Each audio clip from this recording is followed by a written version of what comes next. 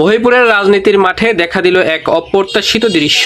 BNP থানা কার্যালয়ে হঠাৎ করেই হাজির হন হাতপাকা প্রতীকের মনোনীত প্রার্থী আলহাজ মোস্তাফিজুর রহমান, আর এতেই শুরু হয়েছে জোর রাজনৈতিক আলোচনা। ঠিক এই আগমনে মুহূর্তেই বিস্মিত হয়ে পড়েন উপস্থিত নেতাকর্মী ও স্থানীয়রা।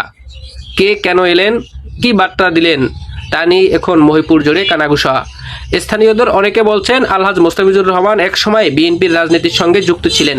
রাজনৈতিক দল বদলালেও পুরানো সম্পর্কের টান কি এখনো রয়ে গেছে?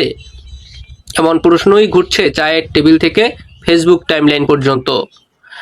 স্থানীয় রাজনৈতিক বিশ্লেষকদের মতে এটি নিছক সৌজন্য সাক্ষাৎ নাকি ভবিষ্যৎ রাজনীতির বড় কোনো ইঙ্গিত, সেটি এখন আলোচনার বিষয়। কেউ বলেছেন এটি রাজনৈতিক সৌহার্দ্যের বহিঃপ্রকাশ, আবার কেউ মনে করছেন আসন্ন নির্বাচনী সমীকরণে নতুন বার্তা যোগ করলো এই উপস্থিতি। তবে এ বিষয়ে এখনও আলহাজ মোস্তাফিজুর রহমান কিংবা বিএনপির স্থানীয় নেতাদের পক্ষ থেকে আনুষ্ঠানিক কোনো বক্তব্য পাওয়া যায়নি। সব মিলিয়ে হঠাৎ এই উপস্থিতি মহিপুরের রাজনৈতিক নতুন আলোচনা ছড়িয়ে দিয়েছে। এখন দেখার বিষয় এই আনএক্সপেক্টেড টুইস্ট শেষ পর্যন্ত কোন দিকে মোড় নেয়। আব্দুল্লাহ মানিক, কুয়াকাটা আপডেট।